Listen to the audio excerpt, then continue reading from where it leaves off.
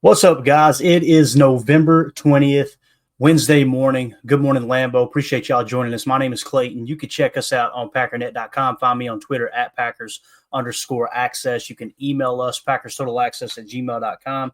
You can text us 865-658-5824. We are flying solo as Tim is on assignment, I think heading down to Milwaukee. So we're going to be just hanging out with you guys and gals in here talking some football. We got Daryl in the chat. Good to see you, buddy. Good morning.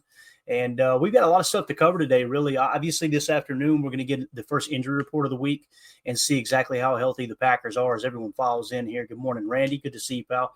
We'll get all that update for PTA Live this evening.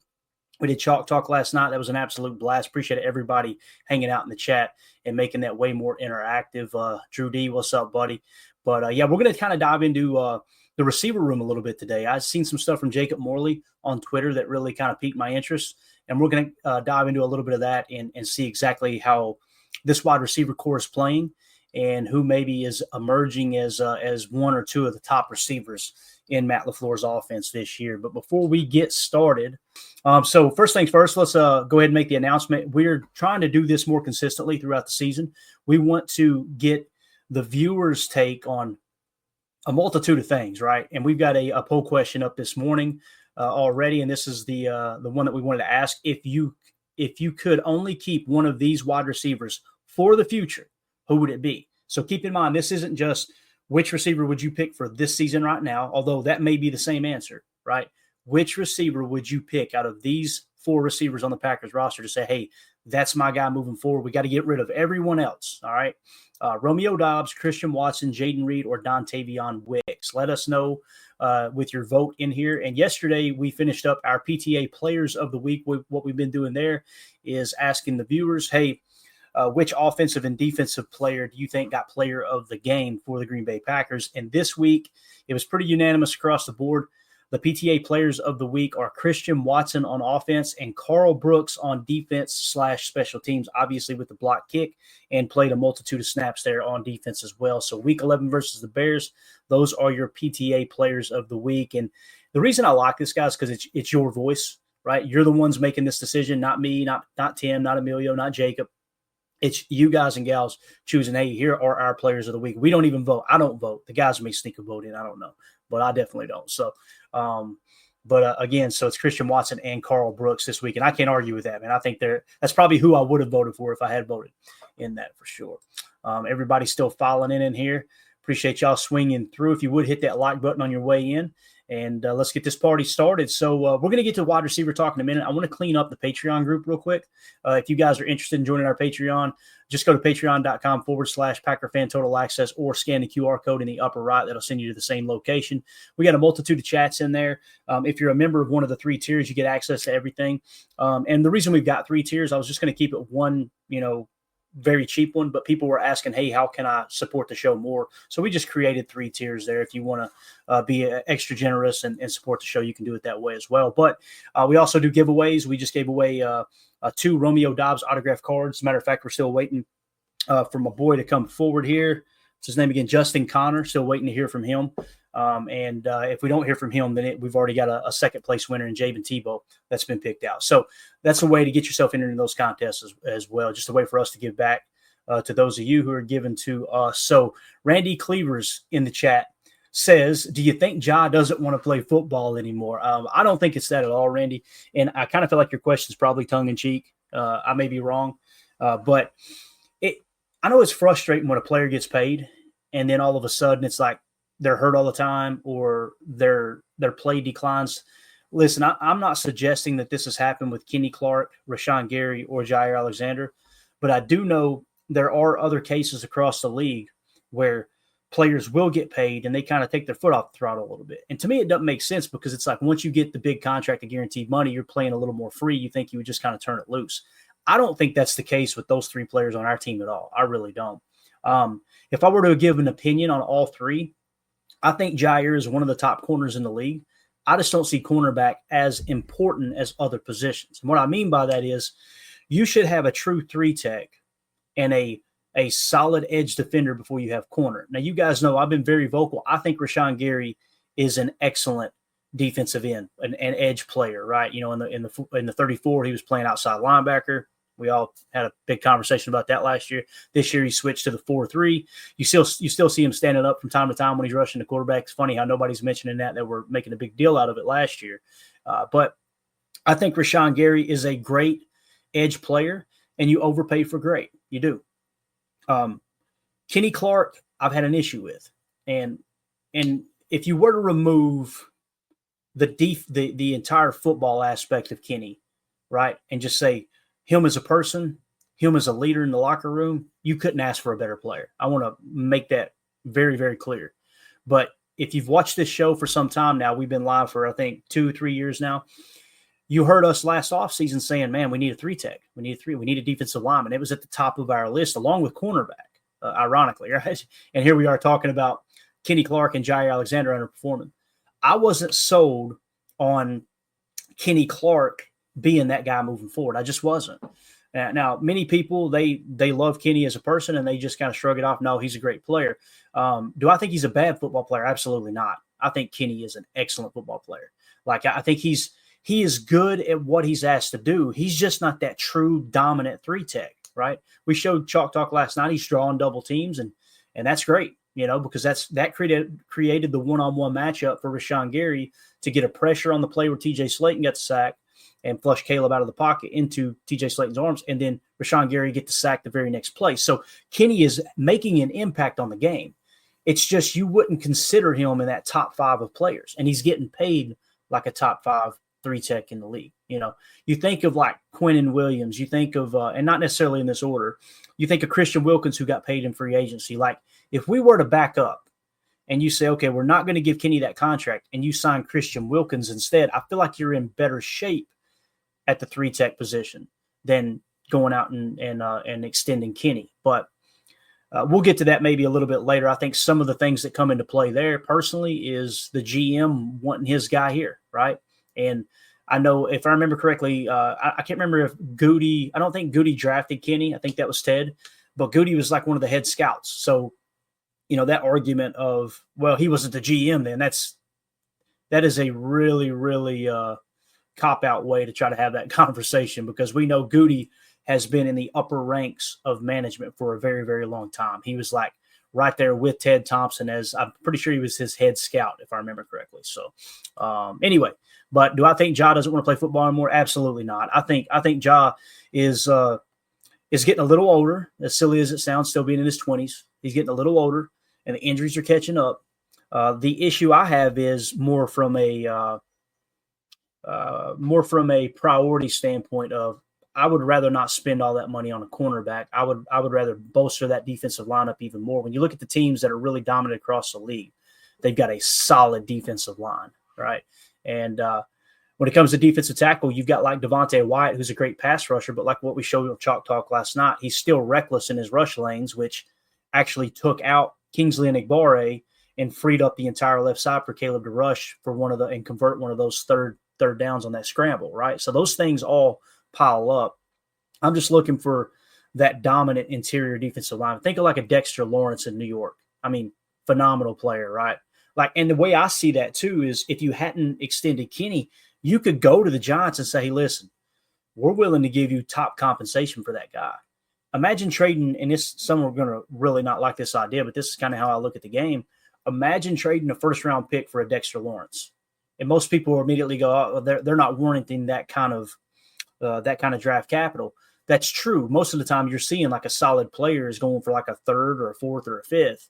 Be willing to overpay to price someone away from a team like a Dexter Lawrence or even a Quinnen Williams, someone like that. Now, obviously it's going to take a lot to get them on the market, but those are the guys I'm talking about that are truly worth that top dollar.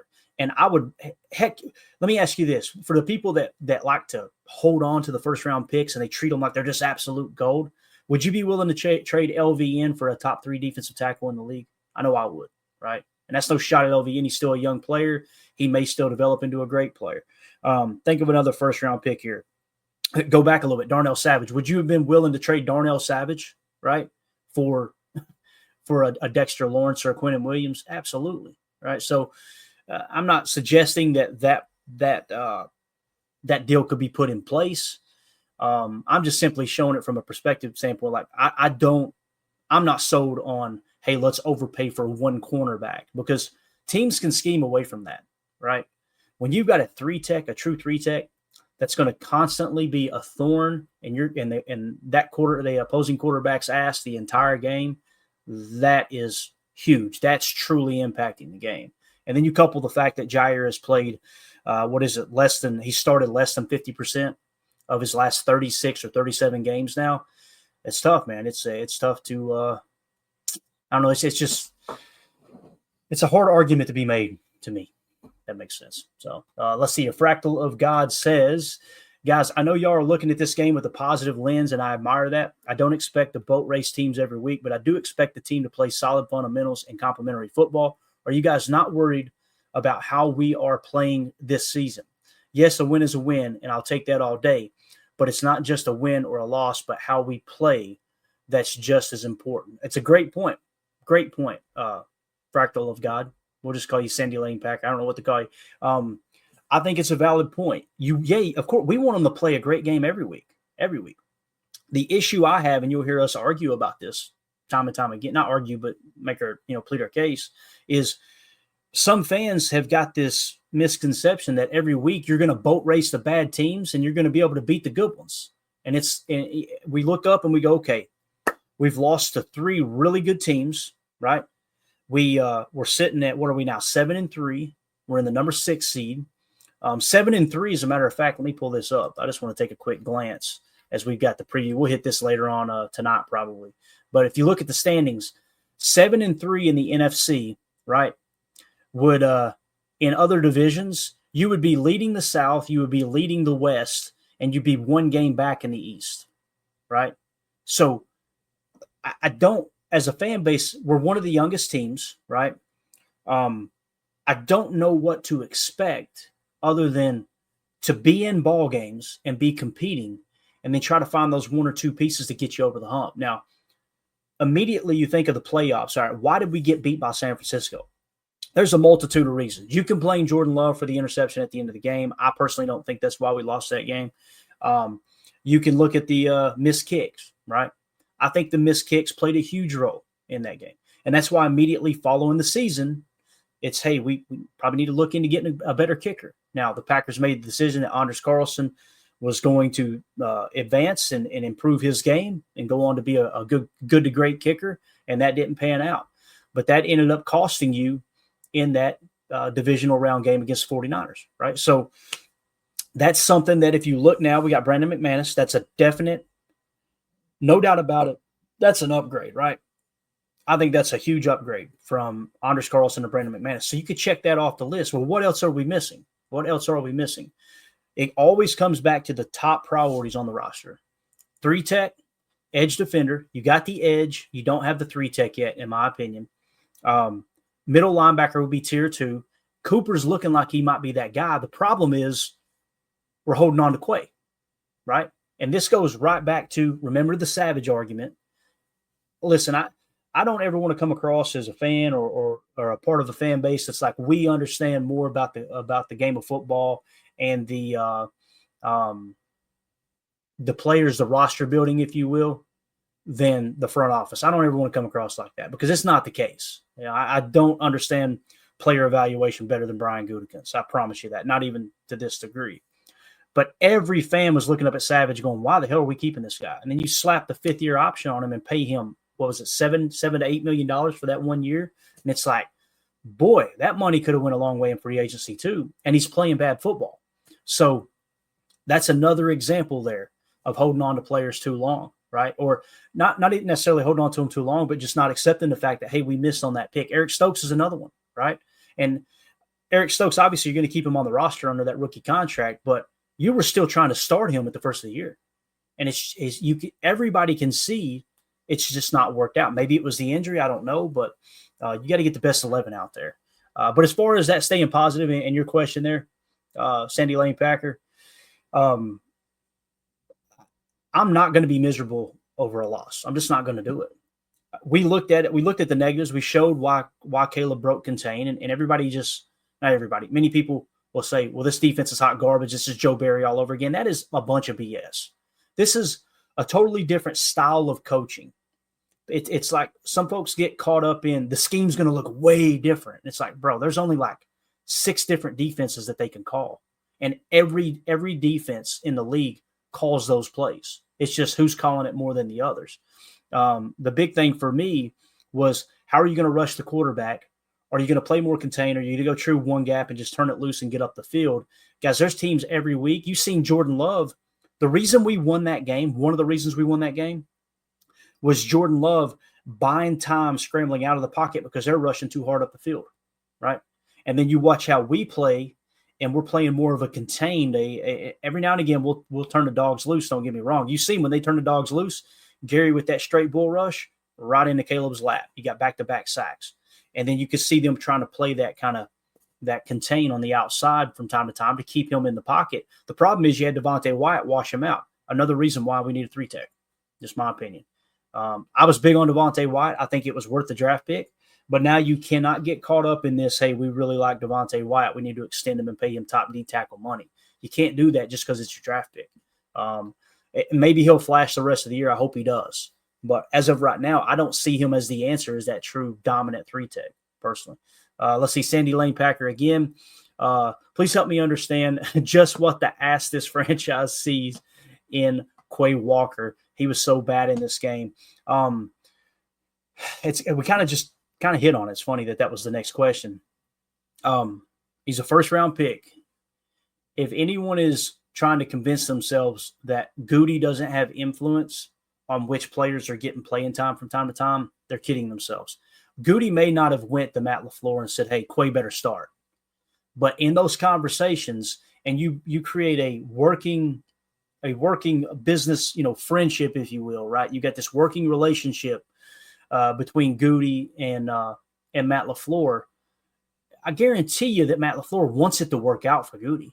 You don't want to acknowledge the fact that you completely whiffed on a first-round pick. And we try to focus on positive aspects of people's games here. And the one positive that I've seen in Quay Walker personally, and we've talked about this, if you watch the show consistently, we've talked about this a lot. He can cover vertically better than any backer in the league. I feel comfortable saying that. If you send someone on a seam route or a post or even a corner route, Quay has the stride length. He has the foot speed to stay stride for stride with the receiver, believe it or not. Definitely a tight end.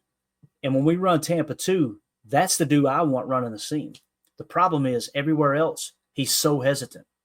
If he plays top-down responsibilities and they try to go vert, he's going to cover them.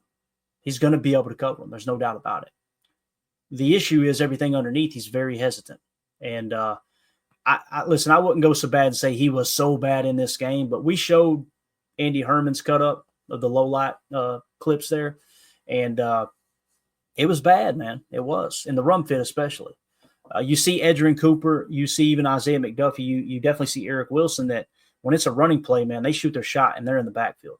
Quay's kind of, it takes him a minute to process. So, but yeah, let's see here. Damon in the Patreon group said, what do you think it says that Enigbare and Cox got all of Preston snaps and LVN didn't get any of them? I have to look at the snap count again. I had it in here. I may have deleted it. No, we got it. Did we get rid of the defense? No, here we go. All right, let's take a look at it real quick. So you got Rashawn Gary and Kingsley Enigbare at 46 and 41. And then the next one at edge defender was actually Lucas Van Ness. So I'm not trying to call you out, Damon, but that's inaccurate that Brenton Cox Jr. got all of LVN's snaps. That did not happen. Brenton Cox Jr. got 22 snaps. LVN got 25. Listen, I was excited as anyone on that Brenton Cox Jr. sack, but when you look at the tape, there was nothing special there. They ran a naked bootleg, and Brenton Cox Jr. was basically Caleb Williams just turned around right into his lap. As Tim said last night, that was all halfway scheming right there. I mean, any edge defender in the league can get a free run at a quarterback with his back turned to him and then turning into you and make that sack. Again, he made the play. That's a positive, don't get me wrong. But there was a couple of different plays that we didn't show on Chalk Talk where they'd run a read option, and what was he doing? His knock the whole time has been he plays somewhat reckless, and he's just crashing on the running back and not even playing the mesh point, right, and leaving Caleb open to take off and run. So I'm excited about the upside of Brenton Cox Jr., But to sit here and pretend like he played a dominant game, I have to respectfully disagree. And he did not get all of LVN snaps. LVN got 3 more snaps than Brenton Cox Jr. Now, Kingsley Enagbare, the front part of your question here, Damon, Enagbare did. Enagbare got those snaps, right? I think it's well-deserved. I think Enagbare is a better pass rusher than LVN right now. Enagbare, I mentioned this a couple shows ago. If you go back to the year he was drafted, okay, and you look at the final consensus big board the year before, meaning the college football season wraps up and the next year Enagbare is going to be in the draft, okay, not that current draft, but the next draft. Enagbare was, I'm pretty sure he was the top edge defender in the entire draft. I remember that specifically because I kept calling him a Nagbar. I'm going, who's this a Nagbar guy, man? He's a stud. Then throughout the season, his last year in college, he drops, right? And luckily he fell to the Packers in the draft. And one of the reasons being is he's more of an edge defender and he's not just a complete defensive end, right? He's not as good at tackling, although I feel like he's improved that significantly since he got to the NFL. I think he's a better pass rusher than LVN. And again, it goes back to our original argument. We're treating first-round picks like that's a slam dunk pick. It's not, especially when you key in on RAS. And the Packers aren't keying in on RAS specifically, but, the physical traits, the physical tools. LVN had everything. He has size. He has length. He has speed. He has acceleration and burst. He had strength. He torched the combine, right? He could play interior in a 4-3. He did it at Iowa. He could play on the edge if you needed him to, right? Now, we got to take into consideration that when we get impatient with these young players, you come out in a 34 and you try to make him an outside linebacker. Now, if you'll go back and listen to our show, we were playing clips of Greg Cosell talking about, I'm hearing that they're going to play him at outside linebacker in Green Bay, and I don't understand that because he is a great interior defensive lineman, especially in the pass rush. So they immediately took him, and the Packers are notorious for this. Sometimes it works, sometimes it doesn't. Think of Demarius Randall. They'll take a square peg and try to fit it into a round hole, right? I wish they would have treated him, let him bulk up a little bit and be an interior defensive lineman. That's just me. I feel like his strength is run defense, right? He doesn't have a whole lot of tools in the bag as far as pass rush moves. He be an LVN. So I think it's another classic example of you fell in love with a physical freak and you try to turn him into something that he's not. I would much rather them use him as an interior pass rush as opposed to on the edge. Maybe they'll shift to that. But again, to answer your question, Damon, I think that Enagbare is a more well-rounded player right now. And when people see that you took him later in the draft, you immediately think, okay, that shouldn't be. LVN's a bust and Enagbare is overperforming. I don't see it that way because, again, the year before he came out in the draft, he was listed as the top edge defender on the consensus big board. So just depends on how you want to look at it, really. You know what I mean? So great question, though. And again, when I answer these questions, I'm not saying I'm right and everyone else is wrong. This is my opinion. You're asking my opinion. I'm giving my opinion. We may disagree and you may be correct. That's just kind of trying to explain how I'm seeing it. Randy Cleaver says, what is wrong with the D-line? Why can't we get pressure? We've talked about it pretty extensively on here, Randy, especially on Chalk Talk. You're seeing a lot of touch spy up front. It's what you're seeing. Whether we agree with it or not, you're seeing almost every time we rush forward, there's one that's occupying a double team, and he's watching the rush lane. So you're really just bringing 3 when you think about it. Now, when we dial up a blitz, we've been hitting home early. Last week, we didn't hit home as much, although I think we sacked Caleb 3 times. Caleb Williams is a very mobile quarterback. I think everybody understands that now, right, after that game.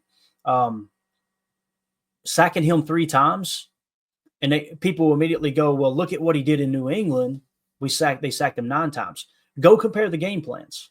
You compare the game plans. I told you guys before we played Chicago, I watched that all 22 with him playing against New England, and I'm going, listen, I'm not a Caleb defender, but I don't know what the hell they're expecting him to do here because it was just 3 routes, everyone covered up, and him holding the ball for 5, 6, 7 seconds and then getting sacked. It's like, I felt like it was bad scheme, but it was also bad quarterback play too. I don't expect this defense to just all of a sudden get a bunch of sacks. And again, it goes back to expectations. Like I think the issue, Randy, is in the offseason. many people built this up like we're going to truly see this pass rush. Now, do you guys remember former players? And I'm not going to mention names because I'm not here to disrespect people, and they know more about football than me, I promise you. But former players saying, Kenny's going to eat this year. You watch. Oh, yeah. I talked to Kenny. He's ready to go. Kenny's going to eat. It's going to be a one gap and go. And I'm looking at it going, maybe I'm missing something. They're expected to all of a sudden break out a defense that doesn't exist in the league? Like, we were in a one gap approach the majority of the snaps last year. You can go back and watch it. When we're in a nickel 4-2-5 and they've got one back in the backfield, that's a one gap scheme. You're not just all of a sudden playing two gaps with the defensive line. That did not happen last year. And if you don't believe me, go listen to Coach LaFleur. Coach LaFleur said it after the Pittsburgh game. One back equals one gap. Because everybody going, do you think this two gap approach? And then you only had two defensive linemen on down. And that's when he called them out and was like, what the hell y'all talking about? We have outside linebackers who were built like defensive linemen. Basically what he said was they're stand-up defensive ends. And that's when he said, I think some of y'all are exposing yourself, not knowing football, talking to some of the media. And again, I don't want to turn into a disrespectful conversation, but it was a false narrative being created, just like the man coverage. You guys remember, we talked about this. I said over and over and over, if you think when Hafley gets here, all of a sudden we're going to become a dominant man coverage team, you are kidding yourself. You're kidding yourself. And that's what we've seen. Like when we broke it out here, this was through week 10. We need to get the updated view on it, but we're running man coverage 23% of the time.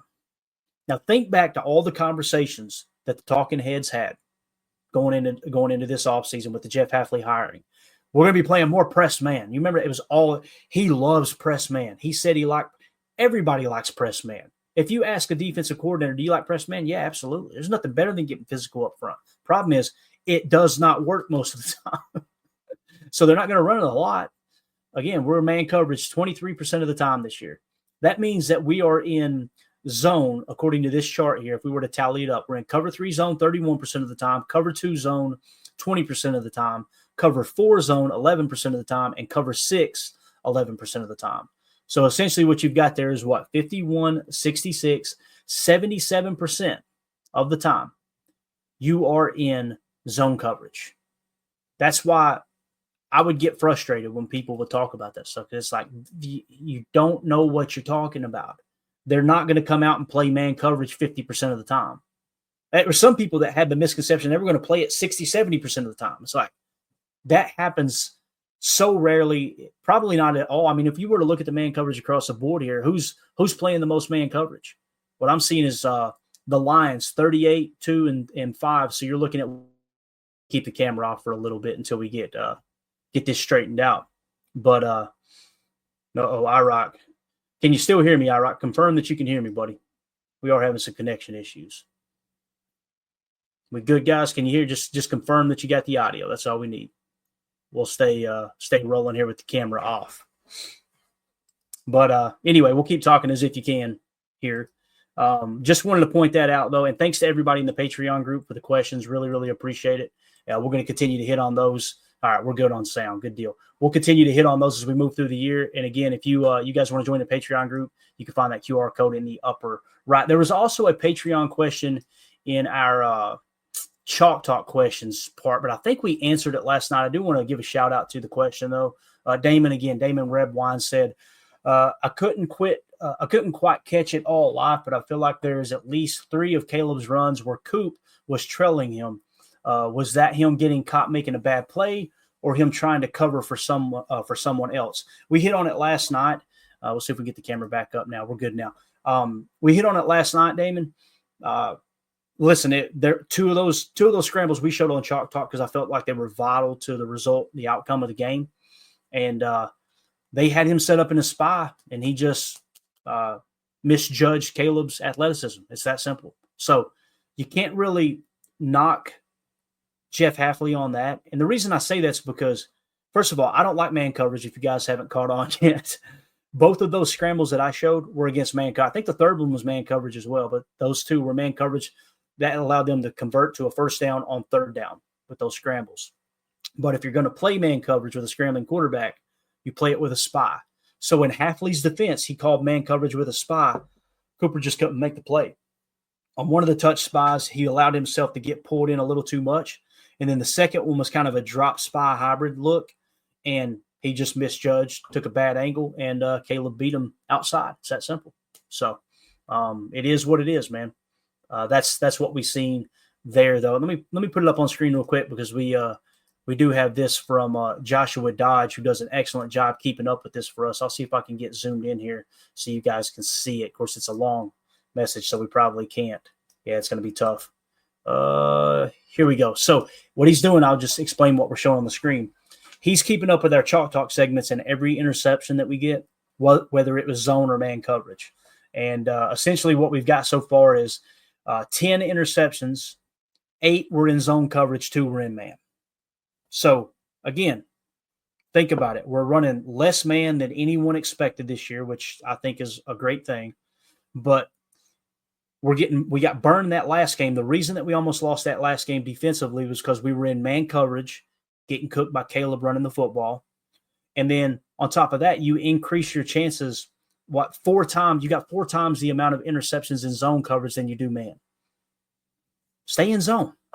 Just stay in zone. When we played cover 6 yesterday, and we showed it a couple times, when we were in cover 6, Caleb didn't know whether to crap or go blind, so he would close one eye and fart. Like, you could tell he did not know how to read a cover 6 defense. And it's tough because you're taught too high shell, middle field open. Oh, crap.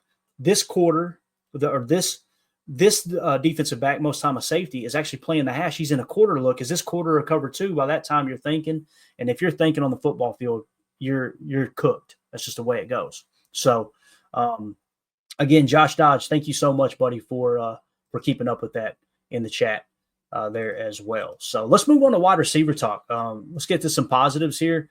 I had somebody the other day in the chat. They said the wide receiver core is trash. You guys remember that comment? Yeah, this wide receiver core is trash. Let me show you some key statistics here, and I want to give a shout out to Jacob Morley. Jacob Morley is on fire. I've promoted him over and over and over on this show.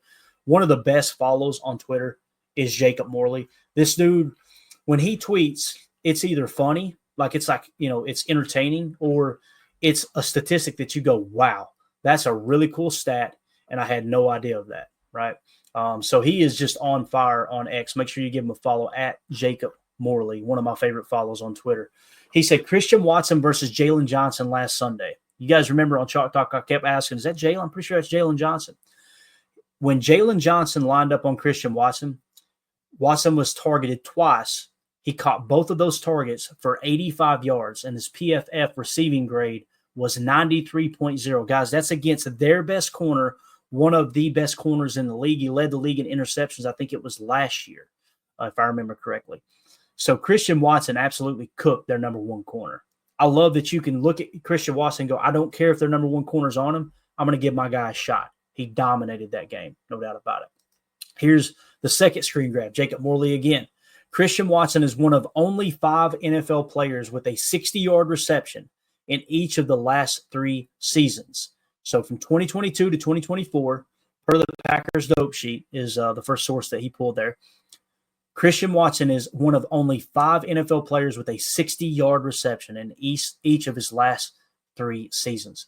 When you're one of 5 at a key statistic like that, I'm telling you, he's starting to separate himself a little bit. And what's crazy is his numbers aren't gaudy because he hasn't gotten many targets. Like, I'm going to pop this off real quick and pull up NFL Pro and show you guys this, if I can get it on the screen without it freezing here on us. Let's check it out.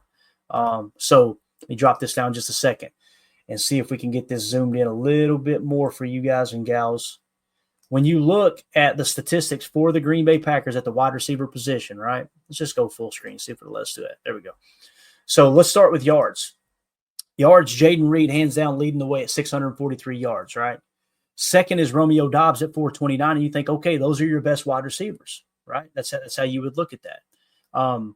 Next is Christian Watson at 383. But look at the targets, guys. He's only got 31 targets. Christian Watson's only got 31 targets. Romeo Doubs has 47, and Jayden Reed has 49, right?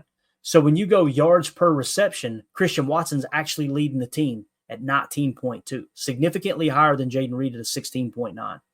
So, again, it's what's important, right? like right here, when you go catch rate over expected, Ben Sims leads the way. Ironically, pretty cool, right? He's only got 4 targets, but he's at 13.6%. Catch rate over expected, all right? So that's kind of an efficiency stat, if you will. Christian Watson leads the team other than Ben Sims at 12.2%. So his catch rate over expected. That means balls that he's expected to catch, right? 12.2%. The closest one to him is Chris Brooks at 8.6, Marshawn Lloyd at 7.1. Obviously, both of those guys are running backs. Throw that out. Romeo Doubs at 7.1%. Like, he is almost 50% higher than Romeo Doubs when it comes to a strictly one-on-one comparison right there. So the reason that these yards, again, if you're a box score watcher, you're going, Christian Watson ain't having that good of a year. Look at the targets. Look at those targets, 31. That's important. When it comes to the entire team, he's 5th on the team in targets.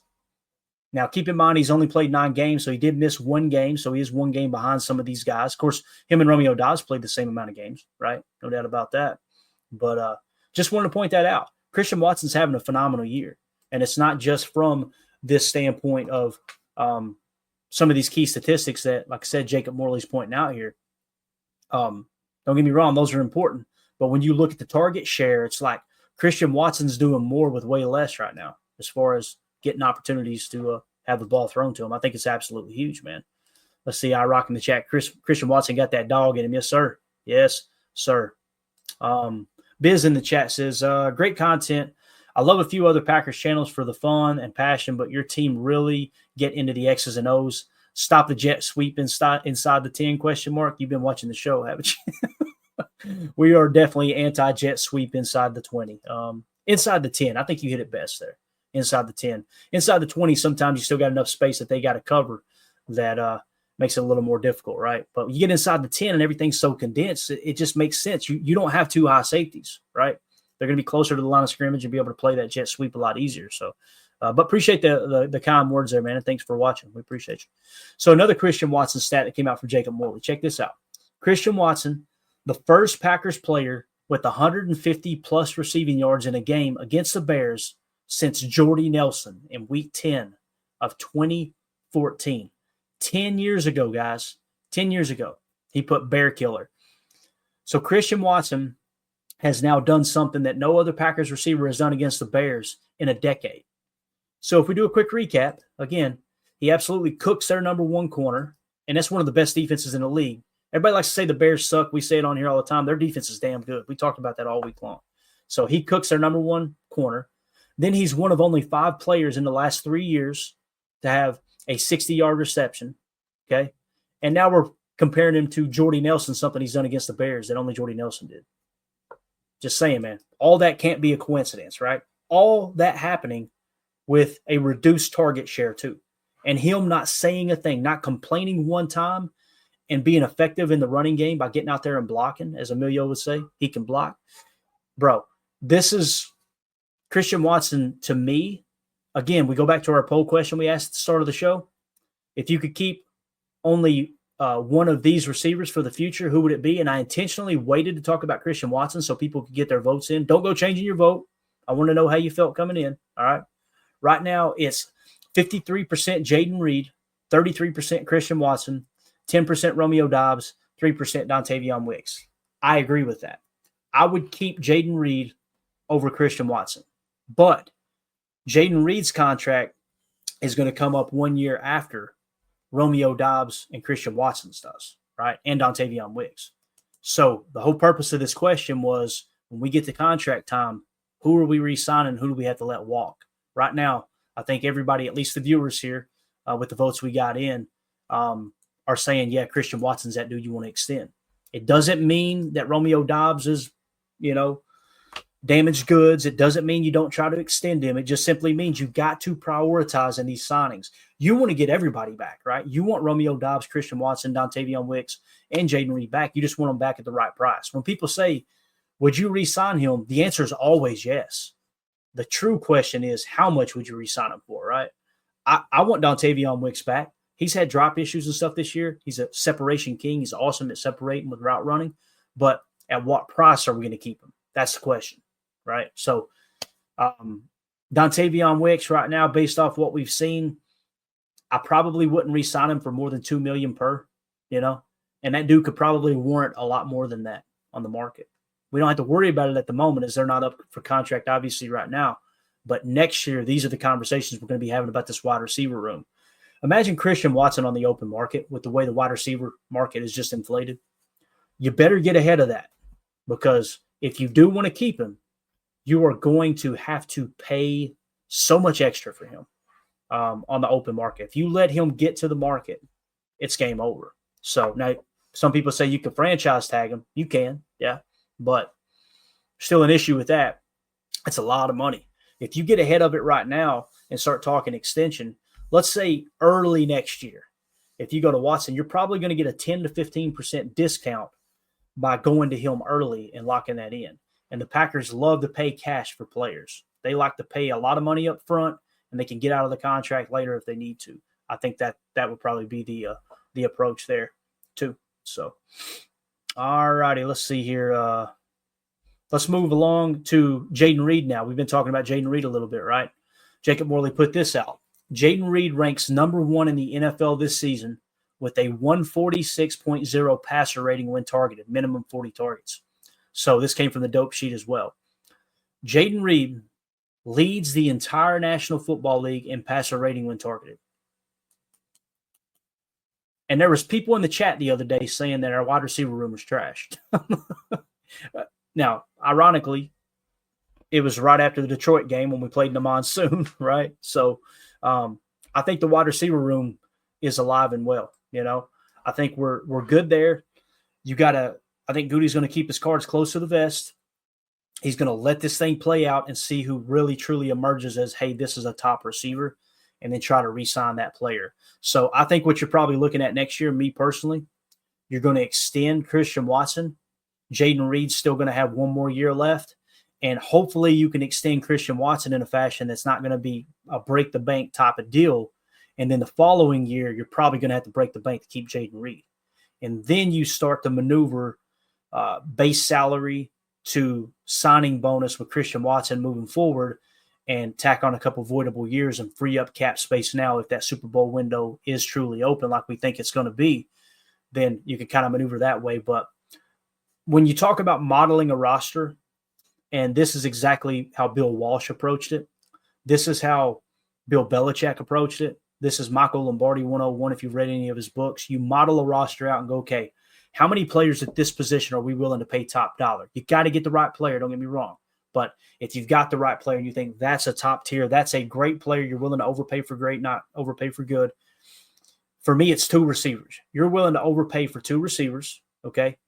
You try not to overpay for running backs, and they are not overpaying for Josh Jacobs. If you look at the results they're getting with him based off the money they're paying him, hell of a deal by Goody, in my opinion.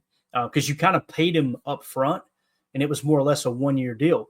2 things happen there.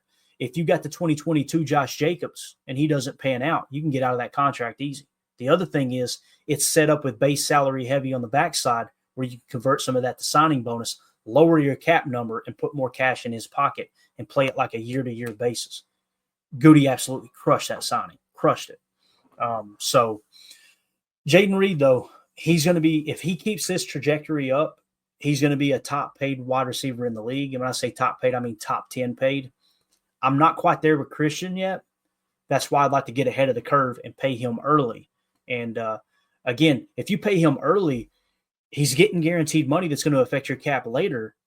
But if you do it early, you avoid having to pay all that money up front in that current year, if that makes sense. So you can just spread it around a lot more. Essentially, you could sign Christian Watson to a 3-year extension, but if you do it early, you've still got his rookie year. You might be able to do it early enough that you got 2 years off his rookie contract, and you could spread the proration of that cap hit out over 4 or 5 years as opposed to just the 3 if you wait till the final year.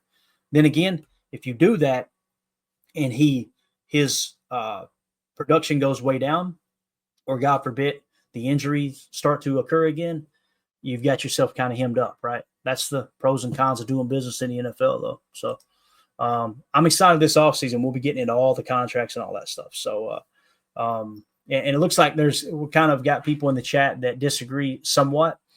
Some people were saying, I think I seen one, Josh Martin says, let Watson walk, right? And then if you go on down, let's see here. Josh Martin says, I'd rather have Dobbs than Watson. Amen. That's your opinion. I respectfully disagree. And who knows, we may be looking up next year and going, man, Josh Martin was right. Romeo Dobbs blew up. I don't see it currently right now based off of the trajectory, right? Let's see here. Number one Packer fan, the receiver core is our version of Jennings, Jones, Driver, and Jordy. Amen. And remember what happened? You end up letting Jennings walk, right? Because he got all upset and over the contract issue and everything. So you let him walk. Driver was the one dude that I respect Donald Driver so much, man. He went to Ted Thompson and said, let's get this deal done. And Ted, open door policy, like, yeah, let's get it done. And they worked it out and kept him in Green Bay. And luckily he was able to retire there, right? Jordy, they gave him the one deal, and then they weren't willing to give him the second big deal, right? And, of course, you had knee injuries and things like that. James Jones was kind of that guy that you got a little bit cheaper, didn't you? You know what I'm saying? I'm hoping that – so in this case, let's play this out. I'm glad you bring this up, number one Packer fan. This is awesome, man. Jennings, Jones, Driver, Jordy, who's who in this scenario here, right? Driver was the smaller kind of slot receiver. From a play standpoint, you would think Jayden Reed, Driver, in my opinion, right? Really Jayden Reed, Jennings, but they end up keeping, Driver, and they end up letting Jennings go. Obviously, he didn't get that second contract with him, or the third contract. I apologize. You notice there's not been a receiver other than Tay that's got offered the third contract, and they drug it out with Tay to the point, Tay Adams I'm talking about, to where it pissed him off where he didn't want to sign. When they finally did offer him the third contract, the money that it should have been, he was already mad and wanted to leave. You kind of look at those four receivers, though, who's who in this regard. I see Jayden Reed as Jennings. He can play any position on the field, but he really thrives in that slot. Think of the Super Bowl when we hammered Jennings down the seam when they beat that Tampa 2 look. I think it was Tampa 2. I'm pretty sure it was, because it was Tampa 2. The ball barely got tipped by the mic, right, over his head, and Polamalu just laid Jennings out, but he held on to the football. I see Reed being more like Greg Jennings, strictly football, not personality-wise. Some people are going, I understand. I completely understand. He rubbed me the wrong way, too, on his exit out of Green Bay. But Reed, Jennings, and I think Christian Watson's Jordy. That's kind of what it feels like to me. Simply because Jordy, he had world-class speed. They called him White Lightning. I remember a couple of DBs on the NFL Top 100 list when the players are rating the players, and they called him White Chocolate. That's what it was. They were like, he's because he was so fast. I would, that would be my comparison there. As far as Jones, think of Jones. This is so cool. James Jones, strong, sure hands, right? Didn't have blazing speed. Had a knack for getting open and making strong hands catches. That kind of feels like Romeo Dobbs, does it not? So pretty cool to kind of draw those comparisons, no doubt. As far as separation, I don't feel like Dontavion Wicks is like any of these four receivers. He's more like Tay Adams early on in his career. Just could run every route on the tree to perfection, but doesn't have good hands. That was Devontae Adams early in his career. So that's why I don't want to give up on Tay Wicks. You know how bad it would suck if Tay Wicks left and then got the hands thing figured out and just absolutely blew up and became the next Devontae Adams somewhere else. I would be so mad at myself. So Professor Cakes, Jordy got that good old farm boy speed. He really did. I remember when they drafted him, I was watching the draft live and they got him in the second round. I'm like, who is this guy? And then you start to read up on him and he broke all kinds of track and field records, I think. I want to say in the state of Kansas, if I remember right. So, all right. Guys, I think we've covered a lot here. We're at the 50-minute mark. We're going to go ahead and wrap up. My voice cannot handle. You can probably hear it getting weak. I can't handle talking by myself for over an hour. It just doesn't work out. But hopefully we get a little bit better idea of the wide receiver room and just how effective they're being.